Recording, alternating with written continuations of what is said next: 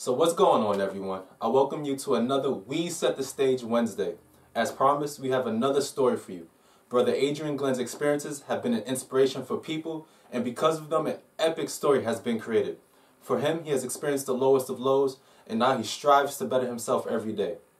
He is the founder of a ministry and has written and published a book with another on the way. Take the time to listen to his story, because you might know someone who can relate to it and can use some uplifting. So enough talking from me. Adryann, the stage is yours. So, my name is Adryann Glenn, 35 years old, raised predominantly in Herndon, Virginia. I cut hair, I write books, I make music, I connect people with people. That's my thing. Whatever somebody's trying to get into, whatever I can do to connect them and network them in, that's exactly what I do. I'm a people person, so to speak. Truth to be told, I'm shy and I'm a nerd, but yeah, I seem like a people person. I was raised in a neighborhood called Dulles Park in Herndon. Not a lot of money. Real young on, I took to the streets, sold drugs. Got myself in a heap of trouble, did some time in prison. While I was away in prison, I wrote a book and came up with a lot of positive concepts, things to do when I came home and stay out of trouble. The first one, obviously, like I said, was the book. But the book was pretty much to launch something I call Mustard Seed Ministries. Mustard Seed is a ministry started totally and completely by me. It's to help anybody that needs help trying to better themselves. I'm not here to make you a follower of Jesus Christ, because that's not what I do. My job is just to try to inspire you to study your word, spend some time in fellowship with other people. Right now, we got a blog site, mustardseedva.weebly.com. Try to post every week. There's a place for your prayer requests. You're more than welcome to come through and leave those requests. And the reason it's called Mustard Seed is because when I came home, all I had as a budget was a Bible and a bus pass. That's it. Nothing else. There was nobody financially backing me. I still don't have any financial backing. That leads me to my other career. I cut hair. But on my other hand, I'm AG the barber.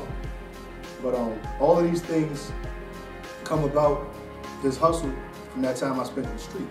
I started selling drugs when I was 11 years old. And until the age of 30, that's pretty much all I did. I spent 19 years in the street selling drugs, and that's how I got to become such a people person. But it's taught me a lot about myself and a lot about people. So it really doesn't bother me anymore, so to speak. I got another thing going on, we're working on. It's like youth empowerment centers. It's almost like a YMCA Big Brothers. And then clothes. Clothes are definitely something we're into. Big shout out to the homie Brandon. Testimony right here. We'll be coming with the testimony real soon. Real soon. Biggest thing I want to say is what's influenced me the most to take so many different routes. First, Jesus Christ. That's without question. That's probably the greatest person to me that's ever walked the planet. And in my faith walk, I don't believe he was a person. I do believe he was the Son of God. So I try to follow his example as much as possible. Second would be, say, Malcolm X. Just the way he overcame. I was so connected to his story where I felt like it was drawing me. But who would have known I was going to end up going to prison and pretty much follow the same trajectory. And for the fact our birthdays are 2 days apart, I just feel really like a kindred spirit with Malcolm. But after that, it would be Paul Robeson. And I feel like his legacy is really being left behind. Like a lot of our youth don't know who Paul Robeson was and what he actually did.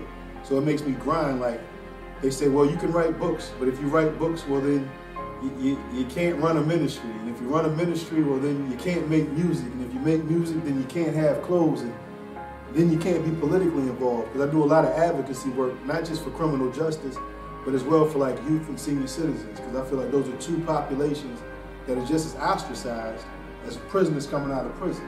So they need somebody to stand up and talk for them. And Mr. Robeson did everything he did very, very well. So don't pigeonhole yourself.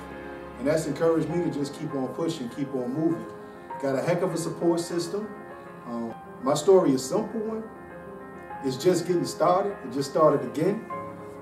Essentially, I guess shameless plug, we have to set the stage for better. We have to set the stage for improvement in ourselves and in others. You can't change nobody till you change yourself. You can't change the world till you change your neighborhood. And maybe if you change your neighborhood, you can change your little corner of the earth. But through this beautiful thing we got called the internet, let's use it to uplift each other. Let's use it to really promote betterment amongst ourselves. So I want to give a big shout to We Set the Stage for what they're doing right now. because it's big, it's huge, and I appreciate it. Y'all be blessed and be faithful.